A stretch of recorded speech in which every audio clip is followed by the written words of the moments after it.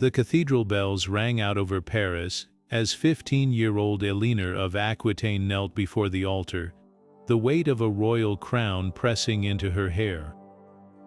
By sunset, she would become Queen of France, a title most women could only dream of, but for Eleanor, it was just the first act in a life that would shatter every expectation. This wasn't just another medieval queen, this was a woman who defied kings, led armies, and rewrote the rules of power in a world built to silence her. Over the next few decades, she would ignite wars, inspire legends, and become the most talked about woman of her age. But behind the glittering crowns and whispered scandals, who was Eleanor of Aquitaine really? Strap in, we're unraveling the truth of history's most formidable queen. Born into the sprawling vineyards and sun-drenched castles of Aquitaine in the year 1122, Eleanor wasn't just another noble's daughter, she was the golden child of one of Europe's wealthiest dynasties. Imagine inheriting a kingdom before you could even ride a horse. That was Eleanor's reality.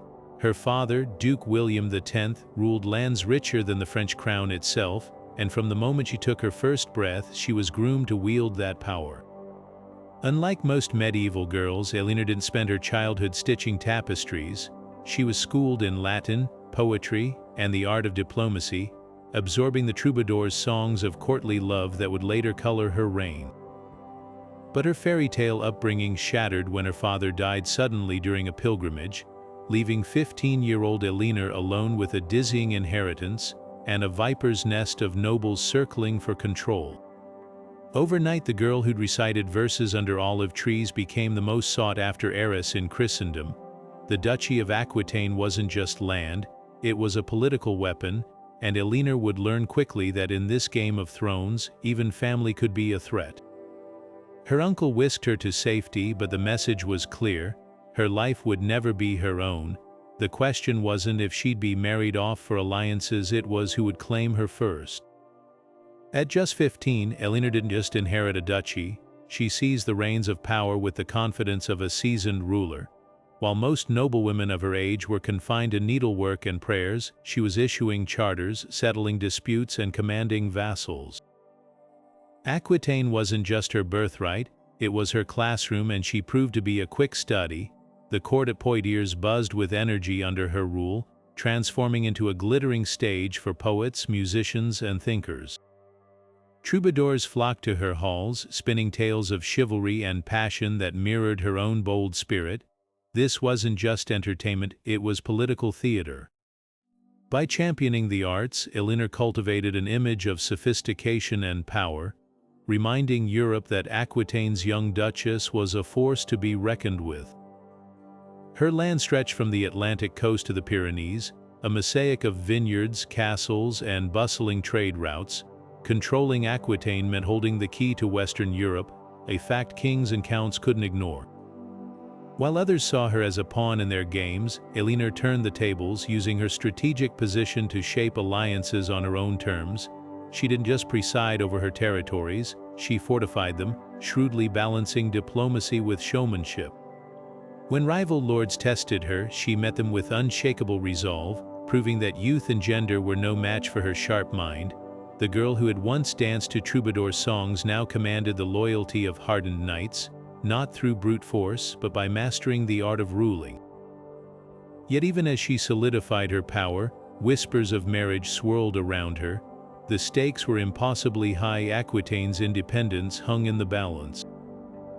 Would she be a queen, a countess, or something even greater? For Eleanor, the answer wouldn't come from a treaty, but from her own daring choices. The year 1137 changed everything. At just 13 years old, Eleanor found herself standing before the high altar of Bordeaux Cathedral, her small hands clasped with those of a quiet, bookish Prince Louis VII of France. This wasn't a love match, it was a masterstroke of political chess. Her vast lands of Aquitaine now merged with the French crown, creating an empire that stretched from the English Channel to the Pyrenees. For King Louis VI, it was a desperate bid to control the rebellious South. For Eleanor, a cage gilded with fleur-de-lis. From the start, the marriage was oil and water. Young Louis had been raised for the monastery, Not the throne. His brother's sudden death thrust him into power, and he clung to piety like armor. While Eleanor reveled in poetry tournaments and lively court debates, her husband wore a hair shirt under his robes and fasted until he fainted. Paris's grim stone halls felt like a prison compared to Aquitaine's sunlit courtyards. The French clergy whispered that their queen was too bold, too brash, her fashions too lavish, her laugh too loud.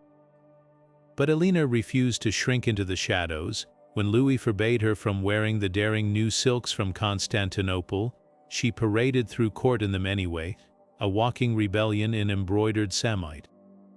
Power, not affection, bound them. When Louis marched off to the Second Crusade in 1147, Eleanor didn't stay behind weaving banners. She raised an army of her own Aquitaine knights and rode with him, dressed in armor and trailing troubadours like some mythic warrior queen. But the campaign became a disaster. Louis's indecisive leadership cost them dearly, and when Eleanor openly argued for a smarter military strategy, the king's advisors accused her of overstepping or worse, infidelity. Rumors swirled that she'd taken lovers, even her own uncle in Antioch. Whether true or trumped up, the damage was done. By the time they limped back to France, their marriage was a smoldering ruin. The final break came in 1152, not with a war but with words. In a quiet church meeting, Louis's bishops declared the marriage annulled, not for politics, but on the chilling technicality that they were distant cousins. The real reason: Eleanor had given him only daughters, and after 15 years the king needed a son. She walked away with her lands restored, her pride intact, and a hard-won lesson: in a world where men made the rules, even a queen's power had limits. But Eleanor of Aquitaine wasn't finished rewriting history. Her next move would send shockwaves through Europe, and it involved a fiery young duke with a crown of his own to claim.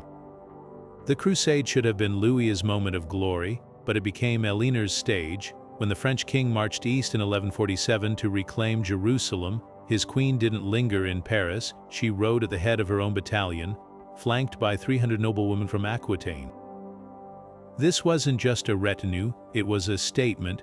Forget the later tales of her charging into battle in golden armor.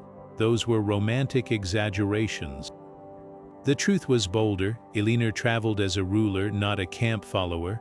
Her ladies wore practical riding habits, not chainmail, but their presence alone rattled the clergy.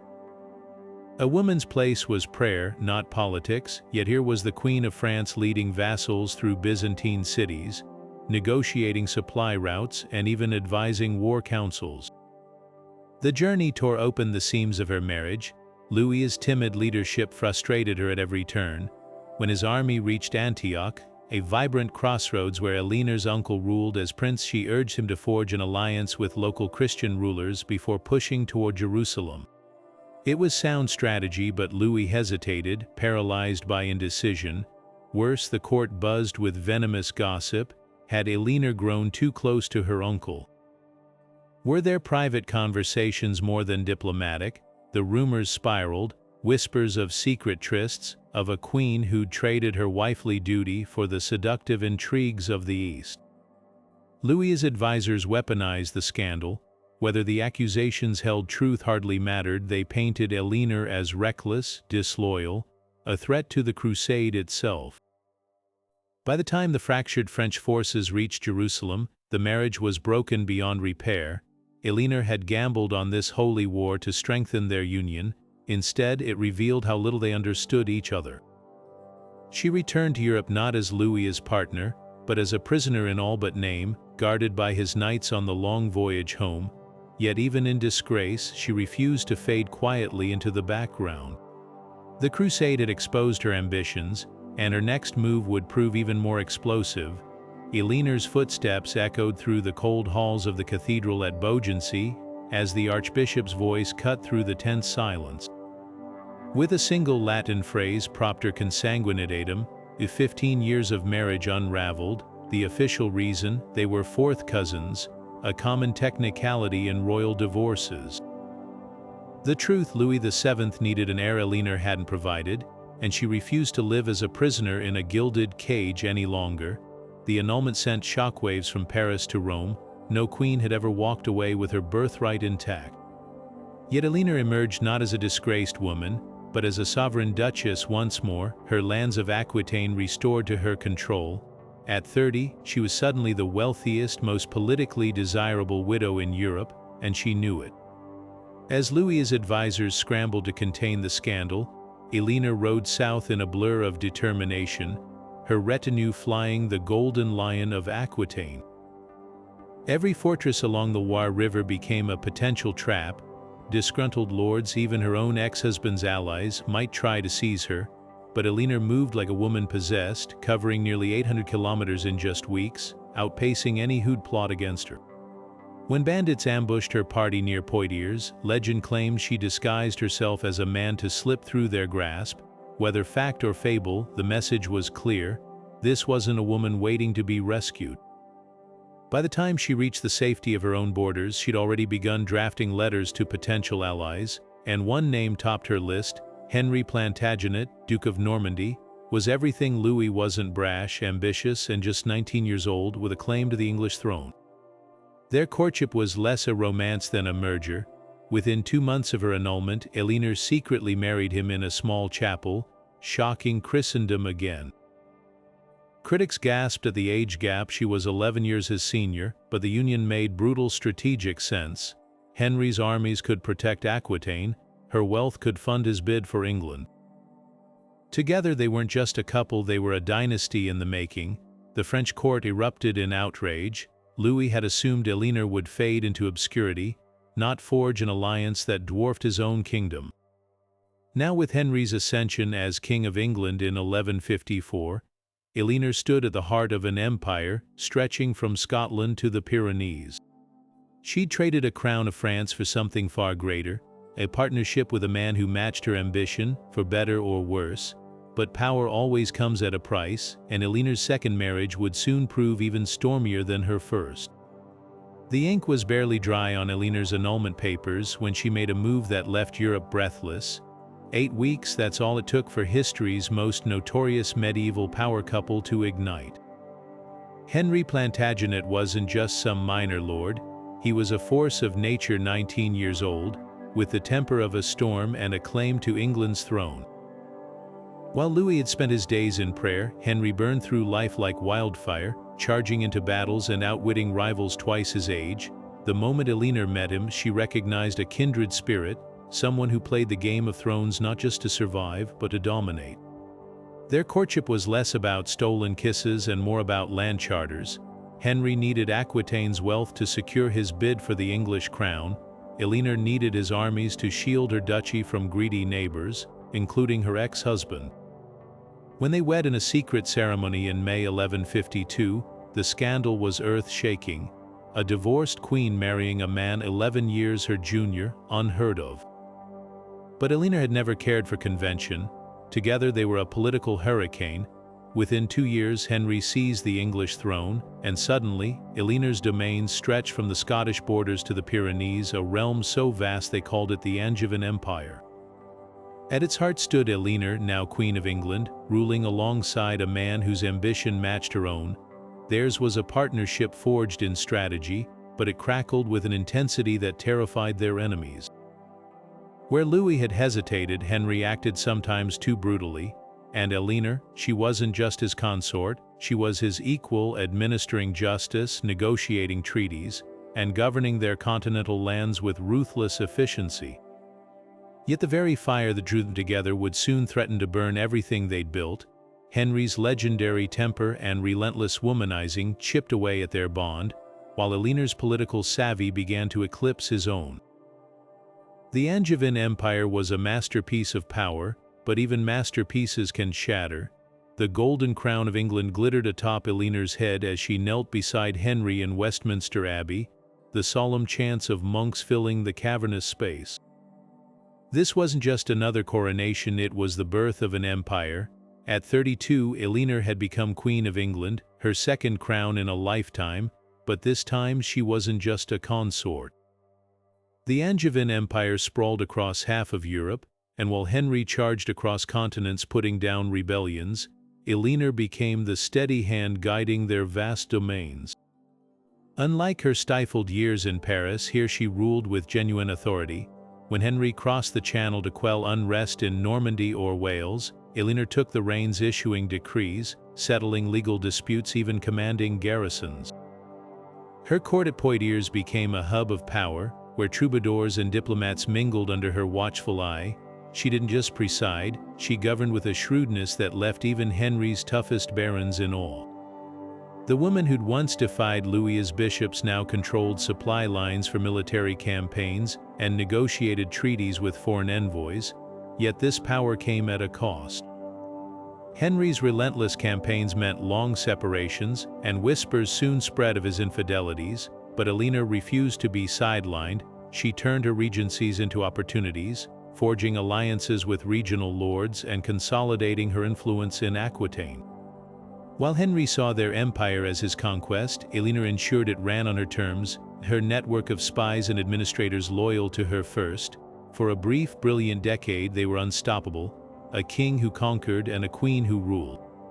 But empires built on shared ambition can fracture just as quickly as they are forged. The same fires that fueled their rise would soon ignite a war of betrayal, one that would pit mother against sons and queen against king. 8 children, 5 boys and 3 girls passed through Eleanor's halls, each inheriting a piece of their parents' fierce ambition. But this wasn't just a royal nursery, it was a training ground for future rulers. While other queens entrusted their children to wet nurses and tutors, Eleanor took a direct hand in shaping her sons' destinies. She didn't just want heirs, she wanted kings. Richard, her favorite, learned the art of war early, his mother whispering strategies of Aquitaine's legendary dukes into his ear as he practiced swordplay. Young Henry, groomed as England's heir, was paraded through courts like a living prophecy, while Geoffrey sharpened his wits on the chessboard of diplomacy. And then there was John, the youngest, often overshadowed but never ignored. Eleanor ensured they all spoke Latin, Occitan, and the unspoken language of power. Her daughters, too, were political masterstrokes. Matilda, Eleanor, and Joanna became queens in their own right through strategic marriages, weaving the Angevin influence across Europe. But it was the boys who carried the weight of her ambitions and the seeds of their father's downfall. Henry II expected obedience, Eleanor taught them to question. When the king demanded loyalty, her sons remembered their mother's lessons: land, legacy, and the right to rule on their own terms. The cracks started small. Young Henry, crowned as a co-king but given no real power, grew restless. Richard, promised Aquitaine, chafed under his father's interference, and behind every whispered grievance stood Eleanor, the architect of their ambitions. She hadn't just raised princes, she'd forged rivals. The stage was set for a rebellion that would tear the empire apart, pitting Henry against the very sons he'd hoped would secure his dynasty. In Eleanor's classroom, the first lesson had always been clear: blood matters, but power matters more.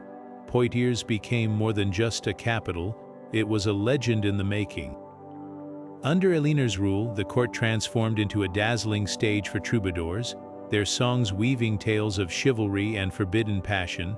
This was the birthplace of the so-called Court of Love, a place later romanticized as a medieval salon where noble women judged affairs of the heart like poetic sovereigns.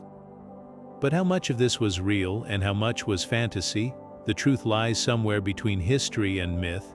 Eleanor did champion troubadour culture, turning her court into a magnet for artists like Bernard de Vintadorn, whose lyrics praised love's intoxicating power. These performances weren't just entertainment, they were political theater. By elevating courtly love, a concept where knights pledged devotion to unattainable noblewomen, Eleanor subtly shifted the dynamics of power. It was a clever rebuke to the Church's rigid views on marriage and women's roles, wrapped in velvet and verse, but the idea that she presided over formal love courts, issuing verdicts on romantic disputes. That's likely a later embellishment. Chronicles from her lifetime mention no such tribunals. Instead, the stories likely grew from her reputation as a patron of the arts and her own defiance of traditional gender roles. Troubadours eager for patronage spun her into an icon of romance, a queen who ruled not just lands but hearts.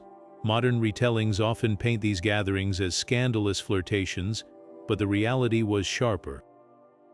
Eleanor's court was a calculated display of soft power.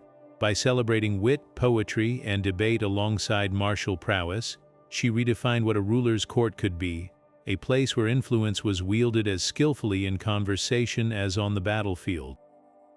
The troubadours' songs may have faded, but their legacy endured.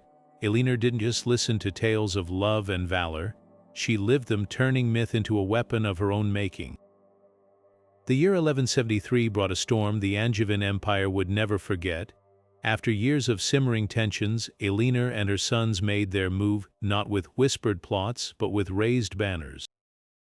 The Great Revolt against Henry II wasn't just a family feud, it was a seismic shift in the balance of power. At its core lay a web of betrayals. Henry, ever the strategist, had begun sidelining his eldest sons, denying young Henry real authority despite crowning him as co-king.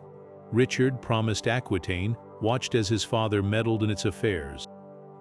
Even Geoffrey, the diplomat, grew restless, but the spark, Henry's brazen affair with Rosamund Clifford, a scandal so public it humiliated Eleanor in her own courts.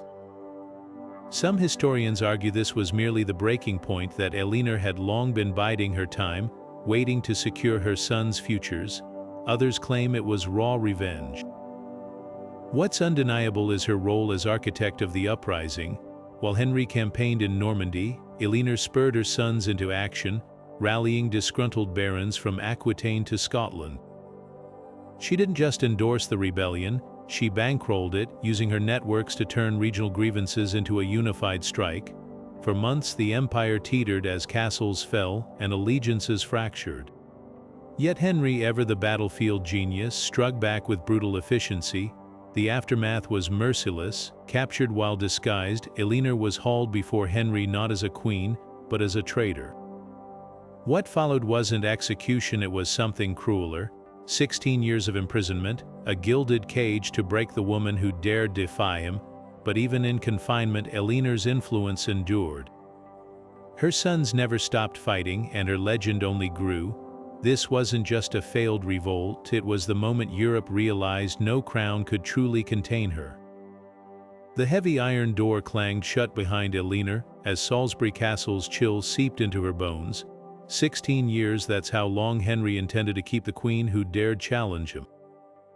But if he thought stone walls could break her, he underestimated the woman who'd outmaneuvered kings twice her age. Her prison wasn't some dank dungeon, it was a gilded cage, with tapestries to soften the walls and servants to attend her, just enough comfort to make the humiliation sting sharper.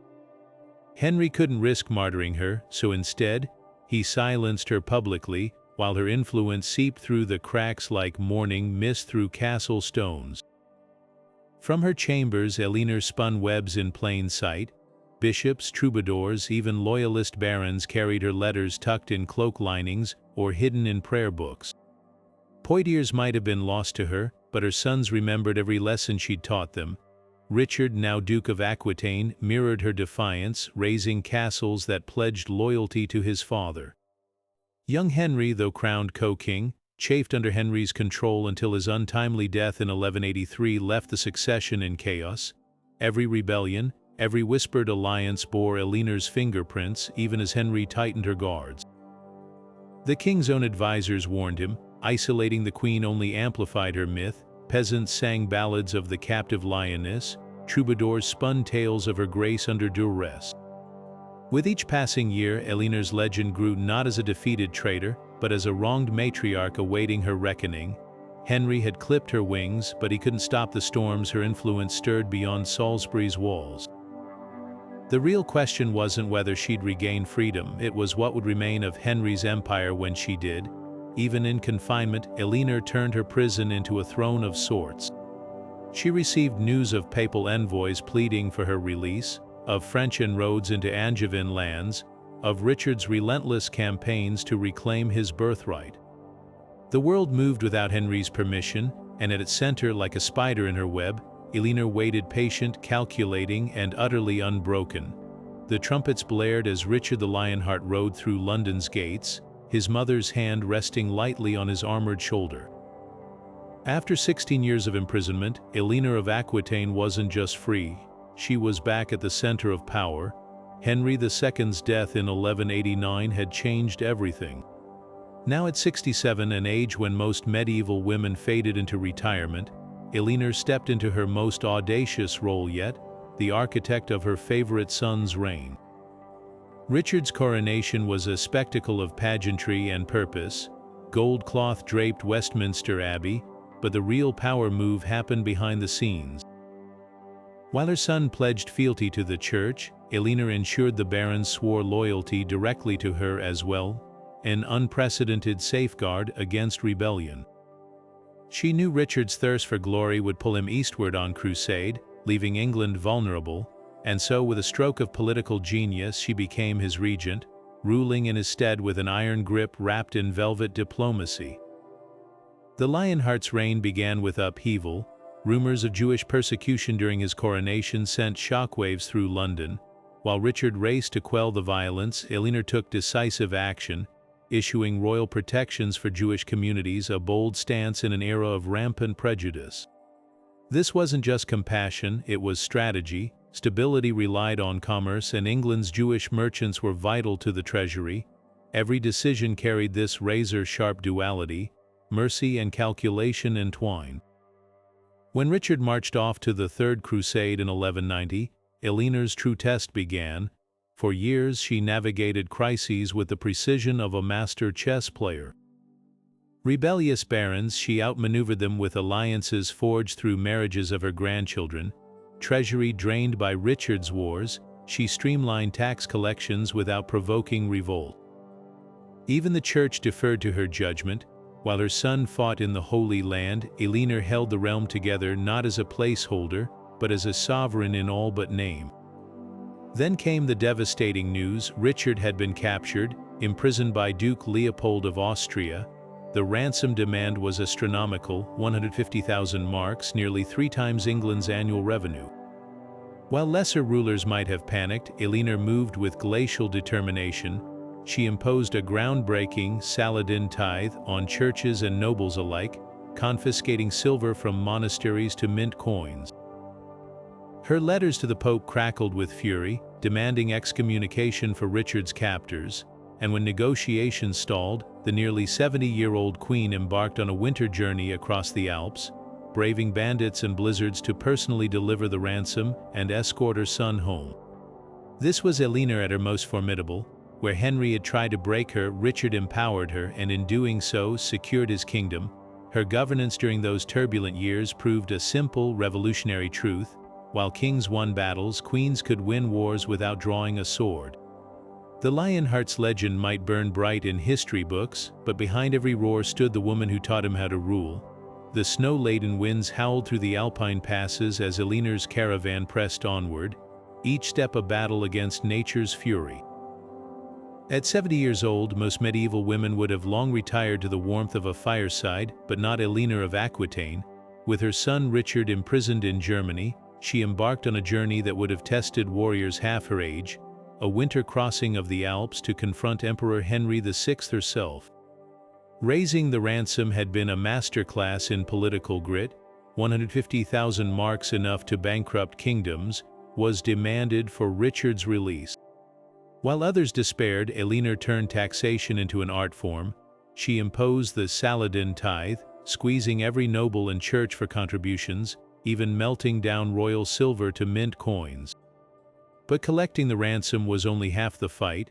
Now she had to deliver it through bandit-infested valleys and snowdrifts deeper than a man's height, all while outmaneuvering Henry VI's ever-shifting demands. The emperor had expected desperation, not a queen who negotiated like a seasoned general. Eleanor knew his game. He wanted to humiliate England while prolonging Richard's captivity. So she countered with ruthless diplomacy, leveraging her network of allies to pressure the Pope into threatening excommunication. When Henry tried to hike the ransom, she played her trump card, promising Richard's homage as a vassal, a symbolic gesture that cost her nothing but satisfied the emperor's pride. And then the final stroke: instead of entrusting the gold to envoys, Eleanor hauled it across the Alps herself. a visceral display of maternal devotion that turned political theater into legend. The moment she knelt before Henry not as a supplicant, but as a sovereign, the balance of power shifted. Richard would walk free, and Europe would remember this lesson: a queen's love for her son could move mountains. Or in this case, cross them. While Richard battled in the Holy Land and languished in captivity, a different storm brewed closer to home, one led by Eleanor's own blood. John, her youngest, had always been the overlooked prince, nicknamed Lackland, for inheriting no significant territories. But with Richard gone, John saw an opportunity to carve out his own legacy, even if it meant betraying his brother. Eleanor found herself walking a razor's edge. On one hand, she understood John's hunger for power. She'd raised him in a nest of ambition. On the other, she recognized the danger of his reckless scheming. While Richard's allies begged her to restrain John, she chose a subtler path. Instead of crushing his rebellion outright, she countered his moves with a mix of maternal authority and political finesse. When John seized castles in England, she negotiated their peaceful surrender, avoiding civil war while keeping him just contained enough. Her letters from this period reveal a chess master's patience. To Richard she wrote assurances of loyalty, to John veiled warnings wrapped in affection. She couldn't afford to alienate her last surviving son, not with the Plantagenet dynasty hanging in the balance, but neither would she let him unravel Richard's kingdom. In one striking moment she even paid John's mercenaries to disband, buying peace without humiliating him. Yet every concession came at a cost. John's treachery exposed a fatal flaw in Eleanor's grand design. She'd raised sons too much in her own image, ambitious, calculating, and utterly relentless. Now with Richard captive and John circling like a vulture, the empire she'd built began to fracture along the very lines she'd drawn. The boy she'd once cradled would grow into the king who lost Anjou, Normandy, and the heart of the Angevin legacy. But in these critical years, Eleanor still fought to mold him into something greater. Even she managed rebellions and raised ransoms. Her sharpest battle raged behind closed doors, a mother's hope clashing with a stateswoman's cold-eyed realism. She'd staked everything on Richard's brilliance. Now she faced the terrifying possibility that the future might belong to John, and history would prove her fears right. At 73, when most medieval nobles were content to retire to prayer and family, Eleanor of Aquitaine mounted a horse and rode into the heart of a crisis. The Angevin Empire, that sprawling realm she and Henry had built, was crumbling. French King Philip Augustus, once a boy who'd played in her courts, now carved away at its borders, castle by castle. Richard was gone, dead from a crossbow bolt in 1189, and John's incompetent rule had left their ancestral lands vulnerable. But Eleanor wasn't about to let a lifetime of strategy unravel without a fight. Her weapon, not swords but marriages. With breathtaking audacity, she orchestrated a masterstroke. Her granddaughter Blanche would wed Philip's heir, Louis. This union wasn't just a truce, it was a landmine disguised as a peace offering. The treaty stipulated that Blanche's dowry included contested territories, but crucially, they'd revert to the Angevins if the marriage bore no sons. Eleanor, ever the gambler, was playing the long game. Then came the journey that defied reason. In the dead of winter, the woman who'd once crossed the Alps for Richard now embarked on a 78-day trek across the snow-choked Pyrenees to personally deliver Blanche to Castile. This wasn't just a royal escort, it was a spectacle of endurance, designed to awe allies and intimidate enemies. Imagine the scene: Eleanor, wrapped in furs against biting mountain winds, her train of knights and servants winding through passes where bandits and wolves lurked. Every mile sent a message. Anjou's matriarch would bleed before yielding an inch. In Burgos she met Blanche's father, King Alfonso, sealing the pact with the precision of a seasoned diplomat. The return trip was even more perilous, with spring floods turning roads to quagmires, but Eleanor pressed on. By the time she reached Normandy, French incursions had stalled, not because of battles, but because Philip knew the woman who'd outmaneuvered two kings still held the empire's reins. This was statecraft as performance art. While John fumbled with armies, Eleanor wielded legacy. The Blanche Gambit bought a decade of relative peace, a testament to her unshakable rule. You didn't need a crown to command kingdoms, just the will to ride through storms when others dared not. The stone walls of Fontevraud Abbey rose like a sanctuary from the chaos of the world, a place where power took on a different form. At nearly 80 years old, Eleanor of Aquitaine could have retreated into quiet obscurity, but even in retirement she rewrote the rules. Here in this extraordinary monastery where women governed both monks and nuns, she traded her crown for a nun's veil, yet never fully relinquished the reins of influence. Fontevraud wasn't just any abbey.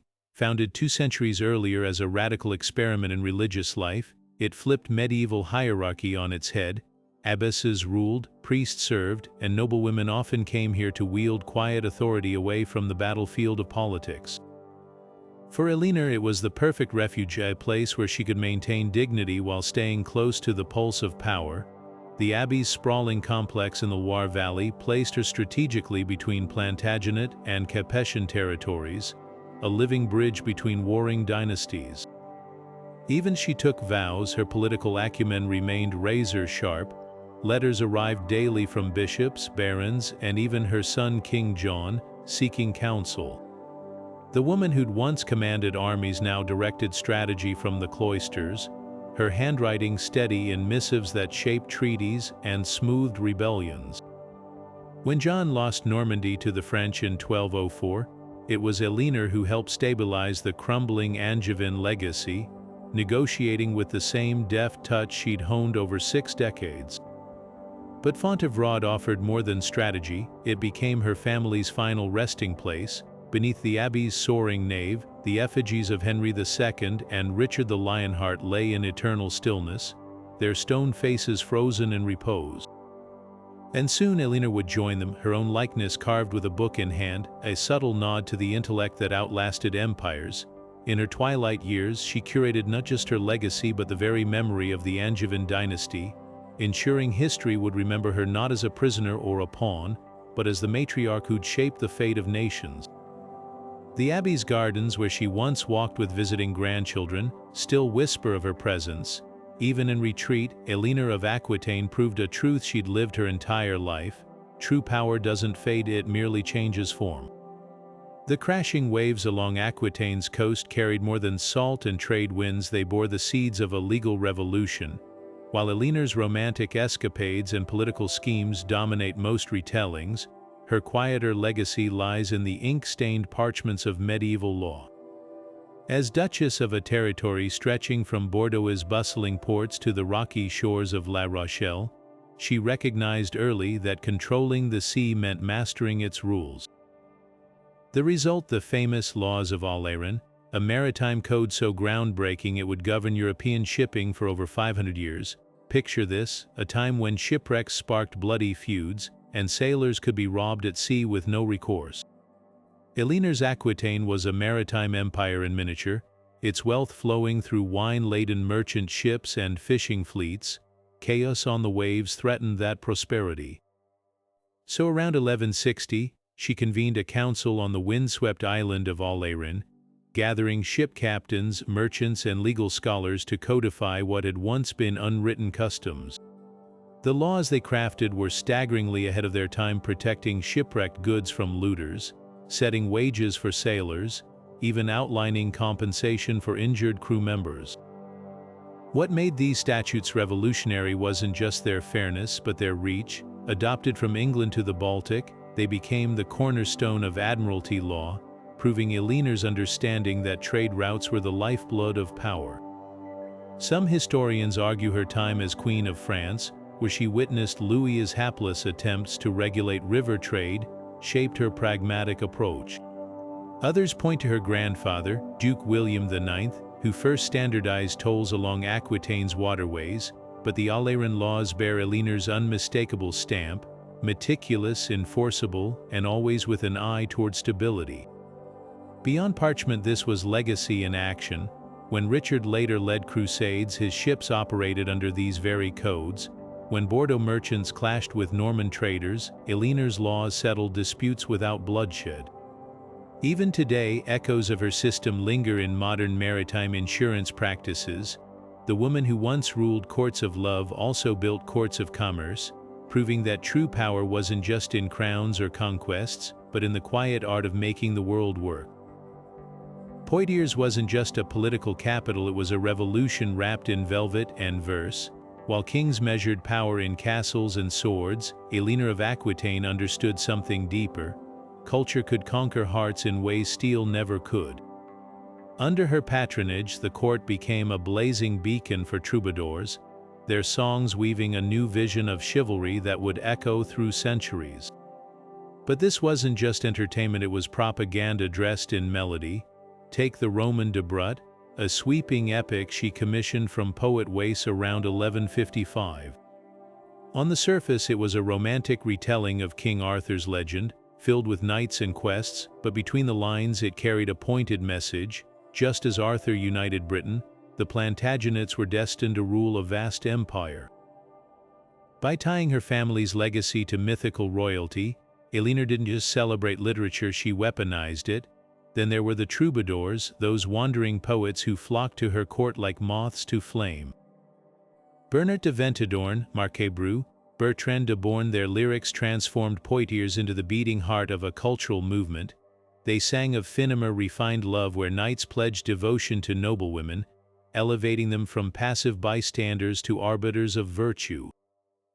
Critics called it scandalous, Eleanor called it genius. By championing these ideals, she subtly reshaped the role of noblewomen, turning them from political pawns into wielders of influence. Music flowed through the halls as well, with Eleanor commissioning compositions that blended Moorish rhythms from Spain with Celtic harp traditions. The effect was electric, a sonic tapestry as diverse as her domains. Even the architecture reflected her vision. The Palace of Poitiers' Great Hall, with its carved columns and soaring ceilings, became a stage for performances that blurred the line between art and statecraft. Yet her most enduring cultural stroke might have been accidental. By fostering an environment where poets and musicians thrived, she helped preserve the Occitan language, a tongue now teetering on extinction, but once the glittering vernacular of courts from Barcelona to Toulouse. Long after her death, Dante would credit the troubadours she'd nurtured as pioneers of modern lyric poetry. In a world where queens were expected to fade into the tapestries they commissioned, Eleanor didn't just hang art on walls, she wove it into the fabric of power. Every song, every manuscript, every whispered tale was a thread in the grand narrative she spun, one where beauty and authority weren't at odds, but entwined like the vines of Aquitaine's finest vineyards. For centuries after her death, Eleanor of Aquitaine's story was hijacked by rumor mills and moralists, transformed from a stateswoman's biography into a cautionary tale. The so-called Black Legend didn't just distort her legacy, it turned her into a medieval villainess, a seductress who manipulated kings and sparked wars for sport. Much of this myth-making began with monastic chroniclers, men who clutched their rosaries tighter when writing about a queen who defied the church's expectations. To them, her political savvy became witchcraft, her diplomatic marriages scandalous affairs. The Victorians, with their obsession with propriety, doubled down on these fantasies. Painters like Frederick Sandys immortalized her as a bare-shouldered enchantress, lounging with a falcon on her wrist, more femme fatale than feudal ruler. Historians of the era spun yarns about her lover's court, embellishing troubadour culture into something salacious. Never mind that Eleanor governed armies and negotiated treaties. To the 19th century, her greatest sin was refusing to be forgettable. Modern scholarship has smashed these caricatures. Archaeologists pore over her financial records, revealing a ruler who meticulously funded bridges, hospitals, and abbeys. Legal historians highlight her maritime codes, which stabilized trade across Europe. Even the notorious rumors about Antioch, the whispered trysts with her uncle during the Crusade, crumble under scrutiny. No contemporary sources mention it, the tale only surfaces decades later, in texts written by monks loyal to Louis VII. The truth, Eleanor's real transgression wasn't lust, it was ambition. In a world where women were erased from power, she insisted on wielding it openly. Today's historians don't whitewash her flaws, her ruthless pragmatism, her role in rebellions, but they contextualize them as tools of survival in a cutthroat era.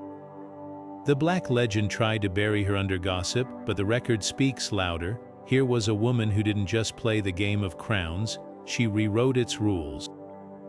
From the silver screen to pixelated fantasy worlds, Eleanor of Aquitaine refuses to fade into the parchment of history. Katharine Hepburn's fiery portrayal in The Lion in Winter didn't just earn her an Oscar, it crystallized Eleanor's modern mythos as the razor-tongued matriarch scheming beside a Christmas fire. Hepburn's Eleanor crackled with wit and impatience, a woman centuries ahead of her time, sparring with Peter O'Toole's Henry like a queen who knew her mind was the sharpest weapon in the room. The film's genius lay in its anachronisms, dialogues dripping with modern psychology, turning medieval power struggles into a dysfunctional family drama for the ages. Fast forward to the 21st century, and Eleanor's legend takes even wilder shapes. Sharon K. Penman's historical novels paint her as a master tactician, her political maneuvers as intricate as any battlefield strategy. Then there's Civilization VI, where she rules France and England not with a sword, but through cultural dominance, a nod to her real-life patronage of the arts. Video games reduce kings to caricatures, yet Eleanor emerges nuanced, a leader whose court of love ability boosts her empire's loyalty, riffing on her troubadour-fueled soft power. But these portrayals reveal more about us than her. Hepburn's mid-century Eleanor reflected second-wave feminism's hunger for unapologetic female agency. Today's versions, whether in Alison Weir's biographies or the TV series The White Princess, lean into her complexity, showing a woman who wasn't just strong, but ruthlessly pragmatic. Even the absurdity of Doctor Who's time-traveling version, where she flirts with a robot assassin, underscores our obsession with her as a symbol of wit surviving patriarchy. The trend is clear: the farther we get from her era, the more Eleanor becomes a mirror. Medieval monks vilified her as a shrew, Enlightenment writers pitied her as a victim, now we celebrate her as a proto-feminist icon.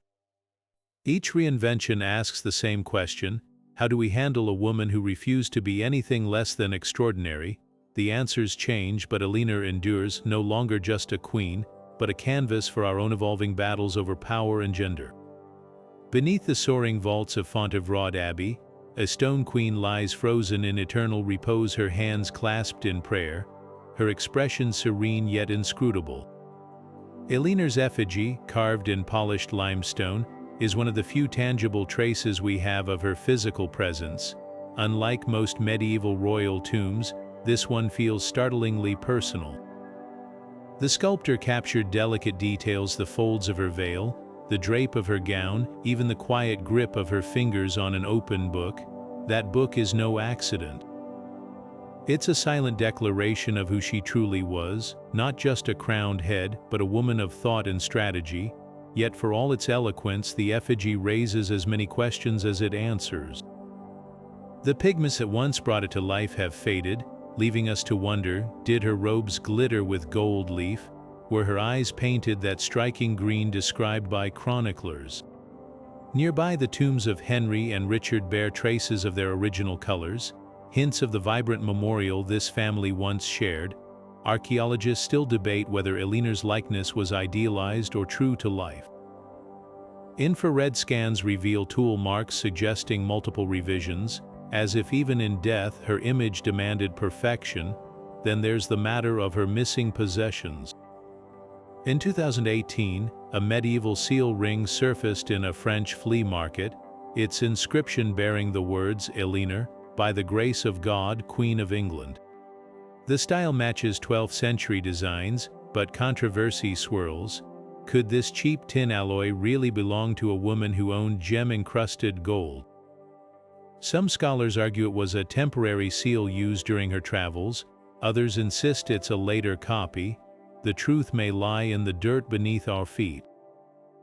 Excavations at Poitiers's Palace of the Counts, her legendary court, have unearthed tantalizing fragments: a chess piece carved from walrus ivory, a shattered goblet with Moorish designs, even charred remnants of songbooks.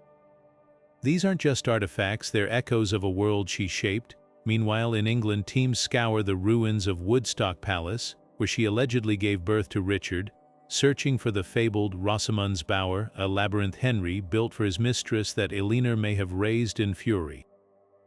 Ground-penetrating radar has mapped hidden chambers, but the Queen's personal quarters remain elusive. The hunt extends to the sea. Off the coast of La Rochelle, divers investigate a 13th-century shipwreck laden with Aquitaine wine barrels. Could this vessel have carried her correspondence, her treasured silks from Constantinople? Every shard of pottery, every rusted key brings us closer to the woman behind the legend. Until then, we're left with her stone smile at Fontevraud, a portrait in limestone, waiting for us to read between the lines. Eleanor of Aquitaine was far from the only formidable woman navigating the treacherous waters of medieval power, but what sets her apart is the sheer scale of her influence across multiple crowns. While most queens were confined to roles as consorts or regents, Eleanor shattered the mold, operating as both a queen consort in France and England, then later as queen mother, shaping the reigns of her sons. To understand just how unprecedented this was, let's place her beside two other titans of her era, Empress Matilda, the warrior claimant to England's throne, and Blanche of Castile, the iron-willed regent of France. Matilda, Henry I's daughter, fought tooth and nail for her birthright only to be undone by the very fact of her gender. Though she nearly seized England during the anarchy, the crown slipped from her grasp because nobles balked at swearing fealty to a woman.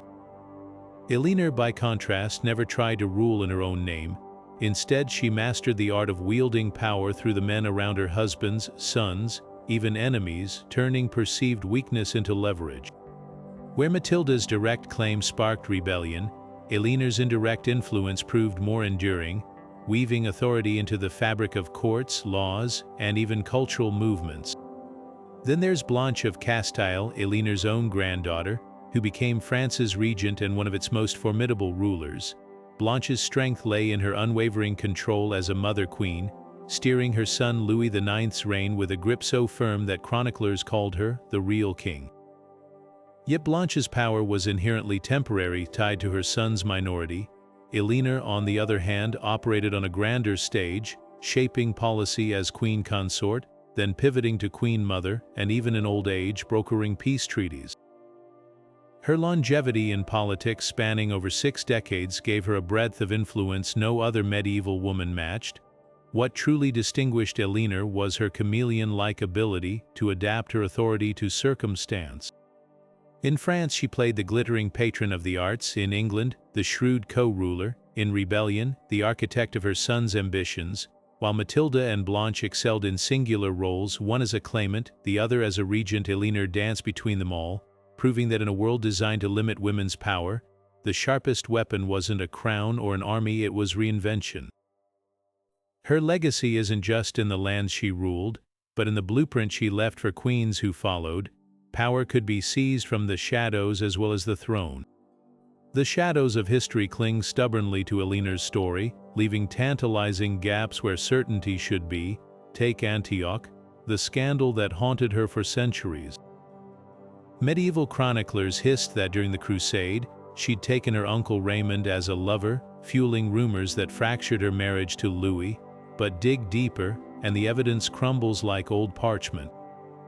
The earliest accounts mentioning the affair were written decades later by monks loyal to the French court, men who had every reason to smear a queen who'd humiliated their king. No contemporary eyewitnesses ever reported seeing impropriety. Raymond and Eleanor were certainly close. She admired his strategic mind, and he likely encouraged her to challenge Louis's weak leadership. But an affair, more likely a political alliance, twisted into salacious gossip by those threatened by her influence. Then there's the mystery of her vanished wealth. Aquitaine's treasury was legendary, and Eleanor's personal holdings included gold from Toulouse, silks from Byzantium, and jewels from her grandmother's Moorish connections. Yet after Henry imprisoned her, that fortune seemingly evaporated. Some historians believe she funneled it to her sons through loyalists. Richard's ransom was paid with startling speed despite England's drained coffers. Others speculate Henry seized it, though his own records show no sudden windfall. The most intriguing theory, she'd hidden assets in plain sight, endowing abbeys like Fontevraud with donations that functioned as trust funds retrievable when she needed them. As for her imprisonment, the truth defies easy categorization. Salisbury Castle's tower wasn't a dungeon. She had servants, books, even occasional visitors. But 16 years without freedom is 16 years, no matter how gilded the cage. Henry's genius was psychological torment, allowing her just enough comfort to remind her what she'd lost. Yet even here, Eleanor turned limitation into strategy. Those rare visitors, often bishops or nobles who'd carry her messages, the books, histories of powerful women, studied like battle plans. Every concession Henry granted became a weapon in her silent war. The real enigma isn't whether she suffered, but how she harnessed that suffering, emerging not broken, but forged into an even sharper instrument of power. Some mysteries aren't meant to be solved. They're mirrors, reflecting our own assumptions about women who refuse to be defined by the boxes history tries to cram them into.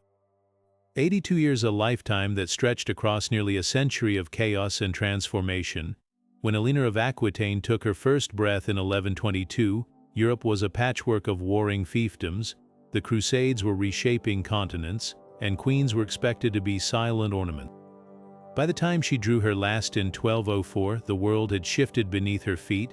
Kingdoms rose and fell, cities swelled with trade, and the very idea of power had been rewritten in no small part because of her. She wasn't just a witness to history, she was its co-author. In an era when women were barred from councils and battlefields, Eleanor maneuvered through back channels and bedchambers, turning every limitation into leverage. She didn't just survive the games of kings, she mastered them, bending laws, wars, and even love stories to her will. The troubadours sang of her beauty, the monks cursed her defiance, but the record speaks louder. Here was a woman who refused to shrink into the margins of her own life. Yet for all her brilliance, history has never quite known what to do with Eleanor. Do we celebrate her as a feminist icon, centuries ahead of her time? Or condemn her as a ruthless schemer who played favorites with her sons? Perhaps both are true, and that's what makes her so compelling. Controversial women leaders are rarely remembered fairly. They're either sanitized into saints or vilified as villains. Eleanor's legacy forces us to ask, why can't greatness in women be as messy, as flawed, as unapologetically human as it is in men? Her tomb at Fontevraud shows her reading a book, not praying, not kneeling, but learning. It's a final rebuke to anyone who'd reduce her to a footnote in someone else's story. So here's the question I'll leave you with. When we look back at the women who shaped history, are we finally ready to see them in full color, not as myths or warnings, but as people who dared to demand more? The comments are yours. Let's talk.